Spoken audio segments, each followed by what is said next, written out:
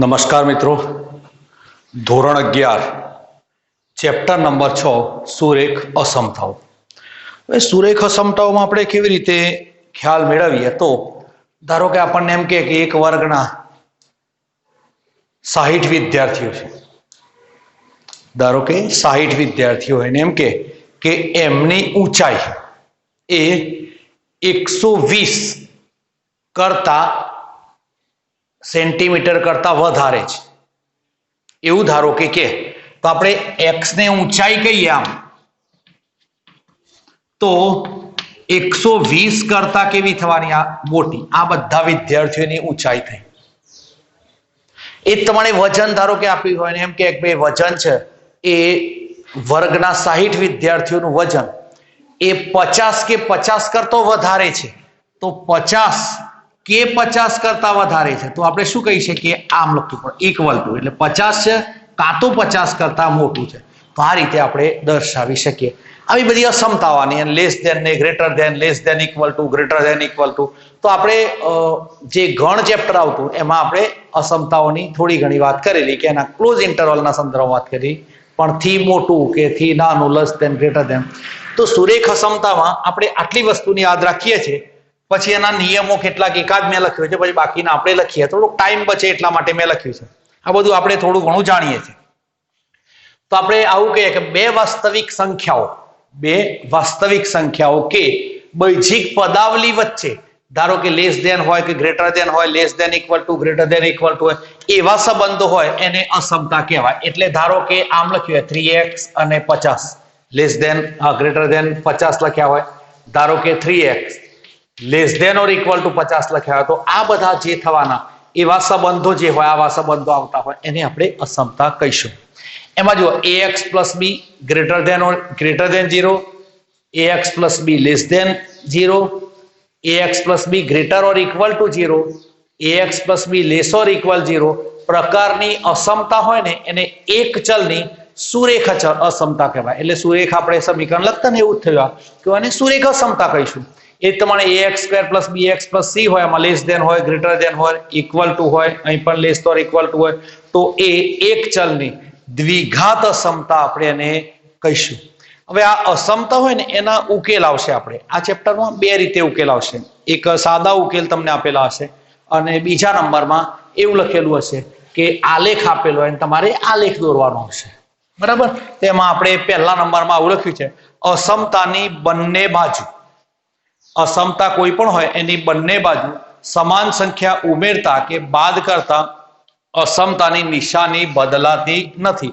એટલે ધારો કે મને આમ આપ્યું હોય, આ બાજુ આમ આપેલું હોય 7, તો આને આપણે આમ પણ કહી શકીએ. ધારો કે હું આ બાજુ 1 ઉમેરું અને આ બાજુ પણ 1 ઉમેરું તો અસમતા જે હોય એની નિશાની ક્યારે બદલાતી નથી. જે તમને અસમતાની નિશાની આપી હોય, લેસ હોય, ગ્રેટર હોય, લેસ ઓર ઇક્વલ હોય, ગ્રેટર ઓર ઇક્વલ હોય, તો એની અસમતાની નિશાની ક્યારે પણ બદલાતી નથી. પછી બીજા નંબરમાં અસમતાની બંને બાજુ, અસમતાની બંને બાજુ સમાન ધન સંખ્યા વડે ગુણતા કે ભાગતા અસમતાની નિશાની બદલાતી નથી. આમાં પણ નિશાની બદલાય નહીં. એટલે ધારો કે આમ આપેલું હોય, ધારો કે 4x અને આ બાજુ ધારો કે 48 આપ્યા, તો આમાં હું 4 વડે ભાગું ને બંને બાજુ, ધારો કે 4 વડે હું ભાગવા 4, તો આમાં નિશાની બદલાતી નથી. બરાબર છે?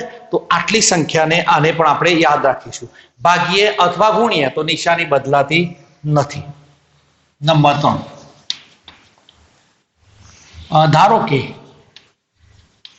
અસમતાની બંને બાજુ ઋણ સંખ્યા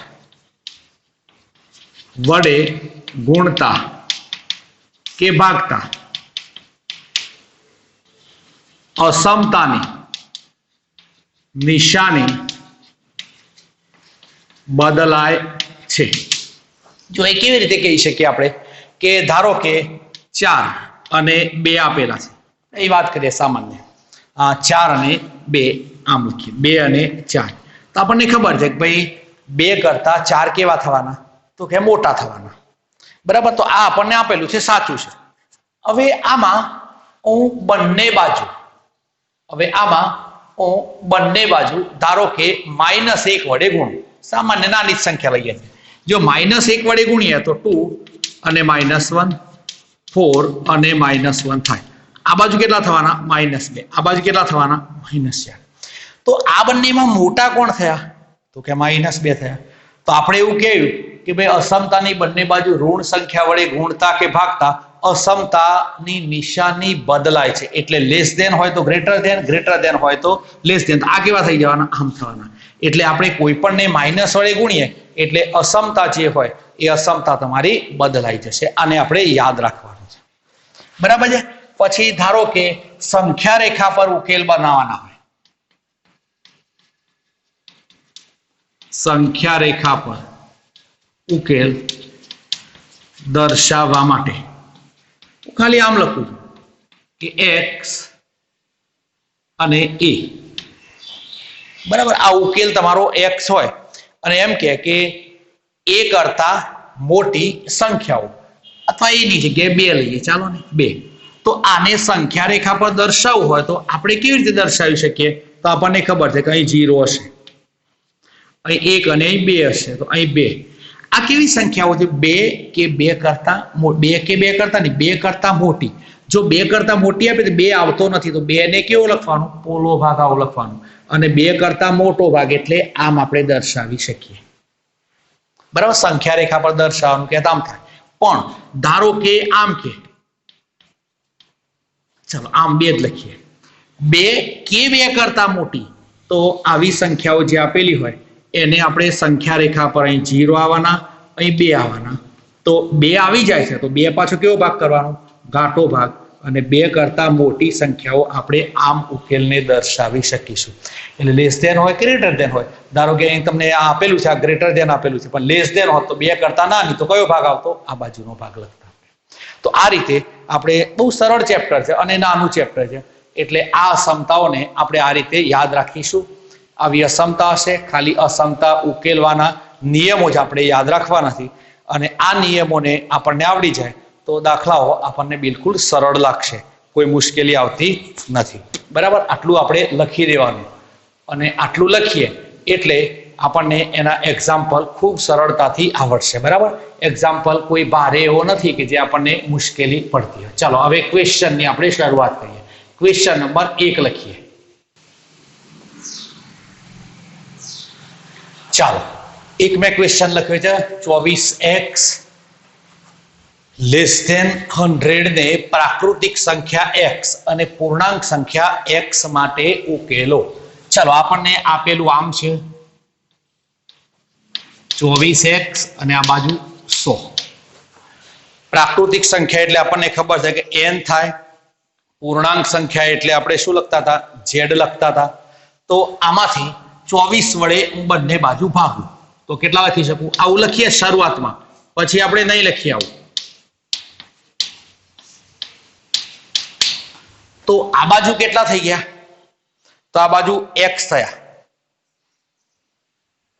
આ બાજુ x થયા અને આ બાજુ કેટલા થયા? 25/6. આટલા જ થાય ને? 25/6 થયા એટલે કેટલા થવાના? 4.17 થાય. હવે x કેવો છે? 4.17 થી નાનો. હવે પહેલા નંબરમાં પૂર્ણાંક પ્રાકૃતિક સંખ્યા માટે તમને ઉકેલ કહેલો છે. જો એટલે આપણે એમ લખીએ કે જો x પ્રાકૃતિક સંખ્યા હોય તો, આ પ્રાકૃતિક સંખ્યા હોય ને તો આપણે ઉકેલ ગણ આમ લખી શકીએ. 1 2 3 અને 4 આટલા જ આવશે ને. અને બીજા નંબરમાં જો x પૂર્ણાંક સંખ્યા હોય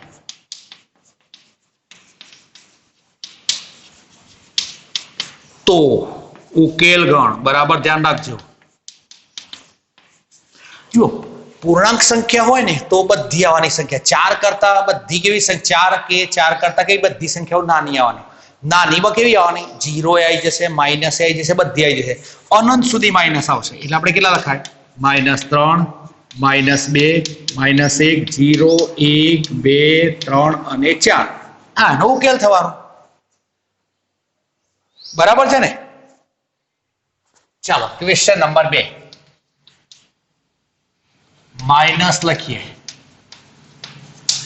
ને નંબર 1 પ્રાકૃતિક સંખ્યા x અને નંબર 2 પૂર્ણાંક સંખ્યા x માટે ઉકેલો. જો અહીં આપણને આપેલું આમ છે -12x અને 30. બરાબર છે. હવે આને આપણે શું કરીશું કે ભાઈ -12 વડે ભાગીએ. આને કાઢવા હોય તો -12 વડે આપણે ભાગવા પડે. તો 12x અહીં પણ લખ્યા કેટલા? -12. આ બાજુ 30 અને કેટલા લખવાના? -12. હવે આપણે અવરોધ નિયમમાં કહેલું કે કોઈ પણ અસમતા હોય એને માઇનસ વડે આપણે ગુણીએ અથવા તો માઇનસ વડે ભાગીએ તો અસમતાનું ચિહ્ન બદલાઈ જાય. લેસ ધેન હોય તો ગ્રેટર ધેન હોય તો લેસ ધેન. તો આ હતું કયું? Greater than. તો થઈ જાય કેવું? Less than. આ બાજુ કેટલા થઈ ગયા? તો કે x થયા. અને આ બાજુ કેટલા થયા? તો 15 ભાગ્યા 6 થયા. એટલે 6 પંચા 30, 6 દૂની 12, એટલે 5 દૂરત્યાંશ થાય. બરાબર છે ને? -5 દૂરત્યાંશ. એટલે આપણો જવાબ છે ને આમ મળ્યો 2.5. બરાબર છે. હવે -2.5 કરતા નાની કોઈ પ્રાકૃતિક સંખ્યા મળવાની. પ્રાકૃતિક સંખ્યા એટલે ધન સંખ્યાઓ માત્ર 1 2 3 4 એમ. તો આપણે એમ કહેવાય કોઈ પ્રાકૃતિક સંખ્યા નથી.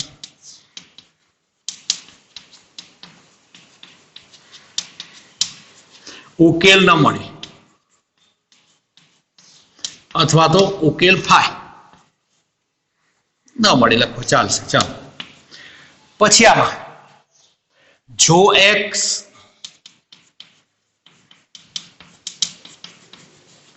પૂર્ણાંક સંખ્યા હોય તો ઉકેલ ગણ બોલ કેવો થવાનો? -2.5 થી નાની સંખ્યાઓ કેટલી ચાલ થાય? -3 -2 -1 -3 -4 -5 એવી સંખ્યાઓ આપણને મળવાની. એટલે -3 આવવાની ને એ મોટા મોટી આવે. એટલે -5 -4 અને -3. તો આ રીતે આપણે ઉકેલ ગણને પ્રાકૃતિક સંખ્યામાં અને પૂર્ણાંક સંખ્યામાં આપણે ઉકેલને મેળવી શકીશું. બરાબર છે. ચાલો ક્વેશ્ચન નંબર 3 આયા.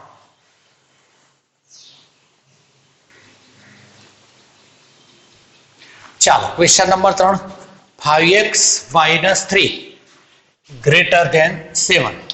તો પહેલા નંબરમાં તો 5x - 3 ગ્રેટર ધેન 7. 3 ને ઉમેરીએ બંને બાજુ અથવા એમ ના કરવું હોય તો 3 ને આ બાજુ લઈ જઈએ તો કેટલા થવાના થાય ને? આટલા. તો કેટલા થશે? 5x અને આ બાજુ 10. તો x 2 વડે 5 વડે ભાગી નાખે કેટલા થયા? 2. હવે નંબર 1 પ્રાકૃતિક સંખ્યા x માટે ઉકેલ ગણ.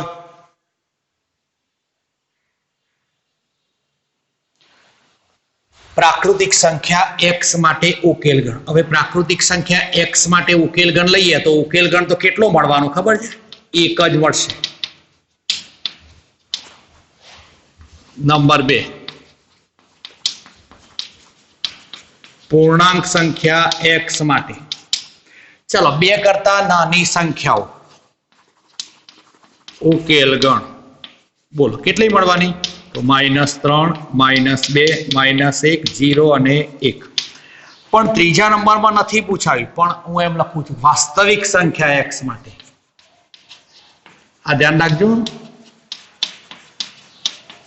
જો વાસ્તવિક સંખ્યા હોય ને એમાં બધી સંખ્યા આવી જાય પૂર્ણાંક આવી જાય પ્રાકૃતિક બધી સંખ્યાઓ આવી જવાની તો વાસ્તવિક સંખ્યામાં બધી સંખ્યા આવવાની તો કેવી આવવાની 2 કરતા નાની બધી સંખ્યાઓ બધી એટલે કેટલી છેક માઈનસ સુધીની ઇન્ફિનિટિવ સુધીની તો એનો ઉકેલ આપણે આવી રીતે લખતા શીખીશું ઇન્ફિનિટી આવે એટલે માઈનસ ઇન્ફિનિટી અને 2 આમ ઉકેલ લખાય ઉકેલ ગણ આપણે બધા ઉકેલ આવશે ને હવે જે શોધવાના એ બધા વાસ્તવિક ઉકેલ આવશે એટલે આપણે આ રીતે યાદ રાખીશું ચાલો નંબર 4 માં બીજો એક દાખલો આવો લખીએ 3x + 8 2 ને નંબર 1 પ્રાકૃતિક સંખ્યા x માટે અને નંબર 2 વાસ્તવિક સંખ્યા વાસ્તવિક ઉકેલ મેળવો બરાબર 2 મેં લખ્યા છે એમાં મેં પૂર્ણાંક નથી લખી આ વખતે માત્ર લખી છે કે પ્રાકૃતિક અને આટલા તો પહેલા નંબરમાં આપણને જે આપેલું તે 3x + 8 અને 2 બંને બાજુ -8 વડે આપણે ઉમેરીએ અથવા એમ ના કરવું હોય તો 2 - 8 તો 3x અને કેટલા થવાના બાજુ તો -6 તો -2 થવાના બરાબર છે હવે નંબર 1 પ્રાકૃતિક સંખ્યા x માટે ઉકેલ ગણ કેટલો મળ્યો તો ઉકેલ ન મળે કેમ ના મળે તો -2 કરતા મોટી -2 કરતા મોટી સંખ્યાઓ કેટલી થવાની -2 કરતા મોટી સંખ્યાઓ તો 1 2 3 કેટલે સુધી મળવાની તો n મળવાનું તો એનો ઉકેલ ગણ આપણે લખી શકીએ n આપણે લખી શકીશું બરાબર છે ચાલો નંબર 2 પછી વાસ્તવિક સંખ્યા x માટે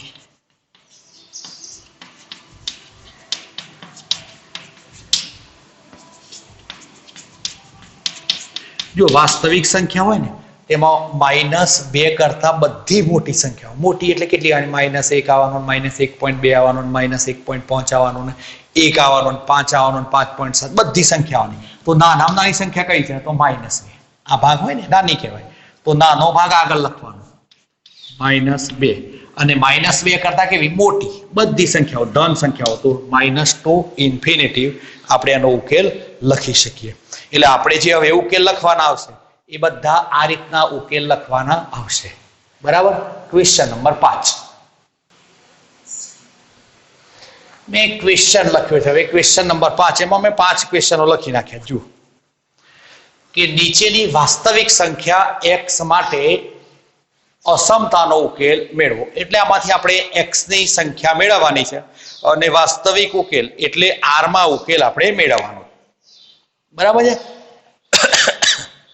હવે એને કેવી રીતે લખાય પહેલા નંબરમાં જુઓ ધ્યાન શું રાખવાનું છે આપણો x જે હોય ને x એ મોટો હોય ને એ બાજુ નાના x ને લઈ જવાનું નાના ને મોટી બાજુ લઈ જવાનું આવ તો આને હું આ બાજુ લાવું આને આ બાજુ લાવું તો આપણે આમાંથી લખી શું શકીએ એ આપણે યાદ રાખવાનું જો અહીં 3 તો એમના એમ તો આપણે એમ લખી શકીએ 3 - 7 આ બાજુ લાવીએ એટલે આ બાજુ કેટલા થવાના 5x - 4x આ બાજુ કેટલા થયા તો -4 અને આ બાજુ કેટલા થયા x તો તમારો ઉકેલ જે છે ને ઉકેલ એ ઉકેલ કેવો છે ખરેખર તો આપણે આમ લખી શકીએ કે -4 અને -4 કરતા x એ કેવો છે મોટો છે અને આમાં x બિલોંગ્સ ટુ r આપેલો તમને બરાબર એટલે આપણે ઉકેલને લખવો હોય તો આમ લખી શકીએ ઉકેલ ગણ બે રીતે લખાય x belongs to r અને x જેમ લખો એમ લખાય x મોટો છે આમ જ લખો ને જેમ આપેલું છે એમ જ આવ હવે આને બીજી રીતથી આપણે લખી શકીએ. જો -4 છે કેવો છે? નાનો. -4 થી બધી કેવી સંખ્યાઓ છે? ધન. તો આપણે ઉકેલ આમ લખી શકીએ -4 ને -4 થી મોટી કેવી સંખ્યાઓ છે? ધન. હવે ધારો કે આમાં નથી પૂછાયું પણ બધામાં આપણે સંખ્યા રેખાને દર્શાવીએ. જો સંખ્યા રેખાને દર્શાવીએ તો સંખ્યા રેખા પર ઉકેલ દર્શાવવાનો પૂછાય તો આપણે સંખ્યા રેખા પર કેવી રીતે દર્શાવીએ? તો આમ આપણે લખી શકીએ. અહીં તમારો 0 આવશે એવું આપણે માની લેવાનું. અહીં કયું આવશે? તો -1 -2 -3 ને -4. તો આ બાજુ -4 ને આપણે લખીએ આમ. હવે આનો ઉકેલમાં લખવું હોય તો ઉકેલ હું કેવી રીતે લખી શકું? તો જુઓ -4 માં ઓપન ઇન્ટરવલ છે એટલે શું લખવાનું? અહીં આવો પોલો ભાગ લખવાનો. અને -4 થી બધી સંખ્યાઓ કેવી હતી? મોટી. તો આ બાજુનો જે આવવાનો આખો ભાગ આ ભાગ થયો એ ઉકેલ થયો. આ સંખ્યા રેખા પર દર્શાવવાનું કે આપણે આ રીતે દર્શાવી શકીએ. બરાબર છે ને? ચાલો બીજો એક દાખલો. આમાં પણ આપણે 5x આ બાજુ છે માઇનસ ને આ બાજુ લાવવાના એટલે આ બાજુ કેટલા થવાના? -7. આ બાજુ લાવીએ તો +1. આ બાજુ 5x - 3x. આ કેટલા થયા? -6. આ બાજુ કેટલા થયા? તો 2x થયા. 2 વડે ભાગીએ તો -3 અને આ બાજુ x થયા. એનો મતલબ એવું થયો -3 મોટા છે. -3 થી બધી કેવી સંખ્યાઓ છે? નાની છે. તો આપણે ઉકેલ ગણ આમ લખી શકીએ. ઉકેલ ગણ x such that x belongs to R અને -3 અને આ બાજુ x. આને લખવું તો જો -3 કેવો ભાગ છે? મોટો. મોટો ભાગ કેવો આવશે? પાછળ. તો મોટો ભાગ આપણે પાછળ લખી દેવાનો અને બધો એનાથી નાનો ભાગ તો -∞ વાળો ભાગ આવશે. હવે એને ધારો કે હું સંખ્યા રેખા પર દર્શાવવા.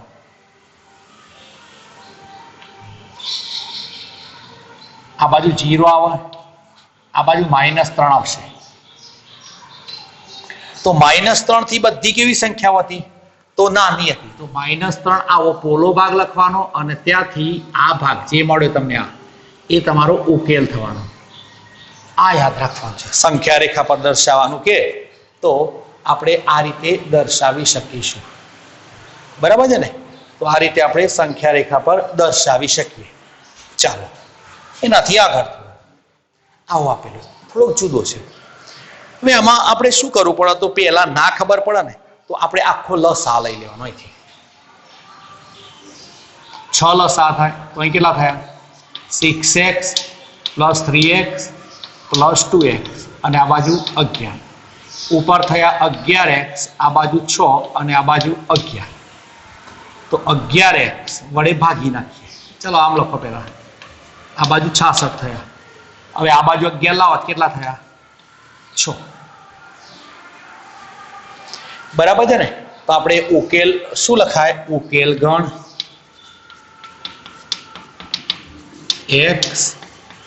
x belongs to R અને x આમ જ સીધું. અને બીજી રીતથી દર્શાવાય તો 6 મોટો. 6 થી કેવી સંખ્યાઓ બધી નાની. તો 6 થી નાની સંખ્યાઓને કેવી રીતે દર્શાવાય? તો 6 થી નાની બધી -∞ અને આ બાજુ 6. આ આમ લખાય. એને હું સંખ્યા રેખા પર દર્શાવું.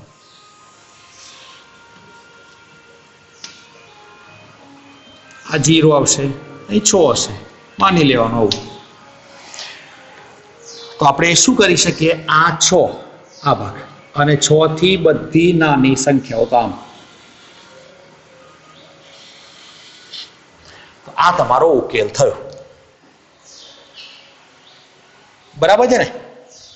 તો આ રીતે આપણને ઉકેલ મળશે. આ બધું ધ્યાન રાખવાનું છે. એટલે ઉકેલ શોધતી વખતે આપણે અસમતાના સંપૂર્ણ નિયમોનો ઉપયોગ કરી અને દાખલો ગણવાનો. ચાલો ક્વેશ્ચન હવે 4 નંબર ગણીએ. ચલો નંબર 4.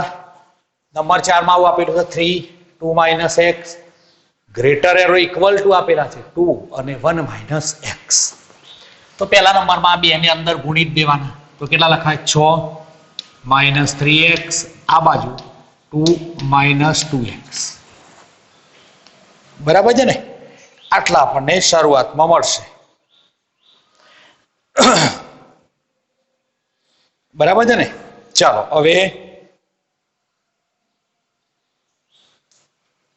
હવે શું કરીશું? આમાં આ 6 ને આ બાજુ જ રહેવા દો અને -2 લખો. આ બાજુ કેટલા લખો? -2x + 3x. આ બાજુ કેટલા મળ્યા? તો કે 4. આ બાજુ x. આટલા જ મળે ને આપણને. તો હવે એનો ઉકેલ લખીએ.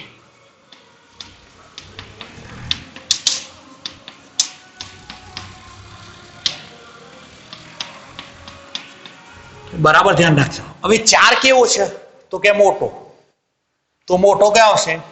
પાછળ. પણ જુઓ less greater or equal to છે. ઇક્વલ ટુ એટલે શું લખવાનું? Close interval. અને એનાથી બધી કેવી સંખ્યાઓ? તો કે નાની સંખ્યાઓ. તો ઇન્ફિનિટી જ્યારે આવે ત્યારે ઓપન ઇન્ટરવલ આપણે કરવાનું. હવે એને ધારો કે હું સંખ્યા રેખા પર દર્શાવું તો 4 અહીં 0 આવશે અને અહીં ધારો કે આપણે 4 લખીએ. તો જુઓ આ ઇક્વલ ટુ હતું. ઇક્વલ ટુ એટલે ભાગ કેવો આવશે? ઘાટો. અત્યાર સુધી આપણે પોલો ભાગ લખતા હતા, આવો ઘાટો ભાગ આવશે.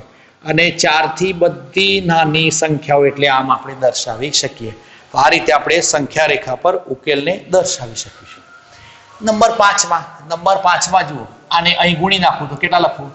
3x - 3 અને આ બાજુ 2x - 6. આને આ બાજુ લાવો 3x - 2x આ બાજુ -6 + 3. આ બાજુ થયા x અને આ બાજુ થયા -3. બરાબર છે ને? હવે એને ઉકેલ લખીએ આપણે. ઉકેલ ગણ તો x belongs to R.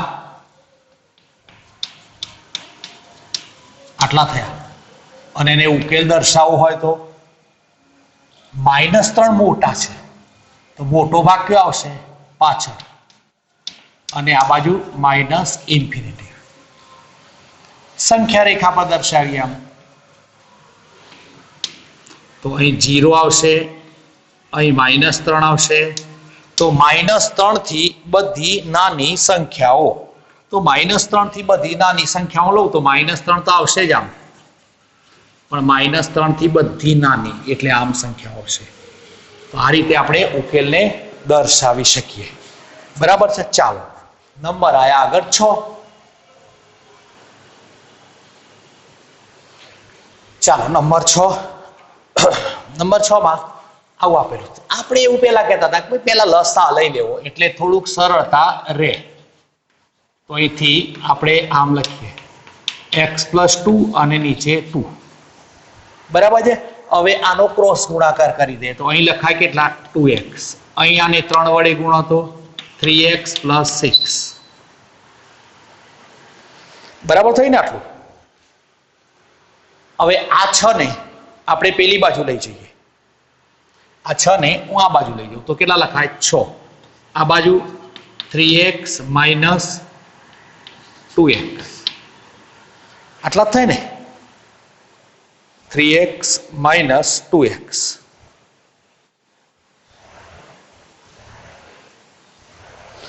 અને આનો જો આપણે ઉકેલ મેળવીએ તો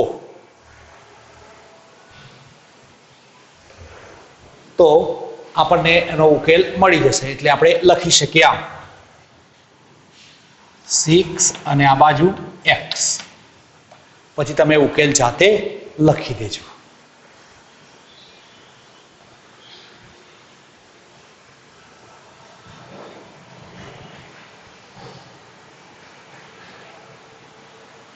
બરાબર છે ને?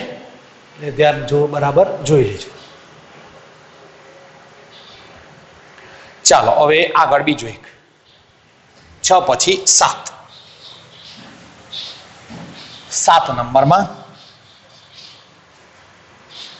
થોડુંક આપણે જુદું લખીએ.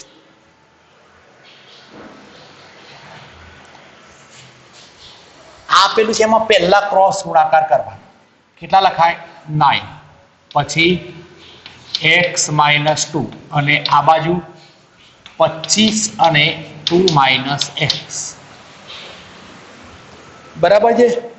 હવે આને જો આપણે લખીએ તો પહેલા 9x - 18 આ બાજુ 50 - 25x. 50 minus 25x.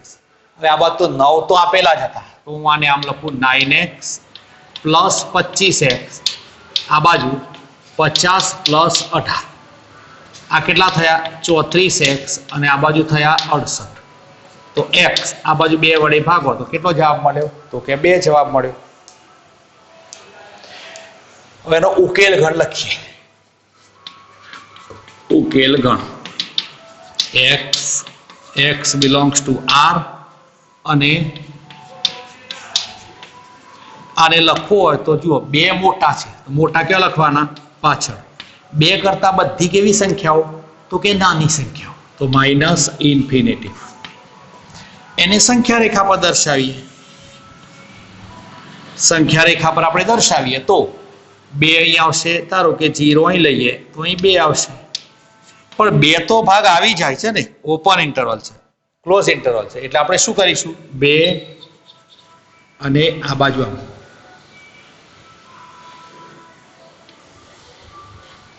તો આ રીતે આપણે આવા અસમતાના ઉકેલ મેળવી શકીશું. ચાલો હવે થોડોક આગળ લખીએ.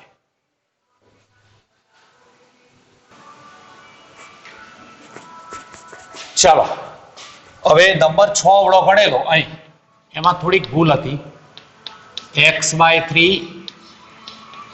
x/2 પ્લસ 1 આમ હતું અને આપણે આમ લખેલું x/3 x પ્લસ 2 અને આ બાજુ 2. આ બાજુ કેટલા થતા હતા? 2x.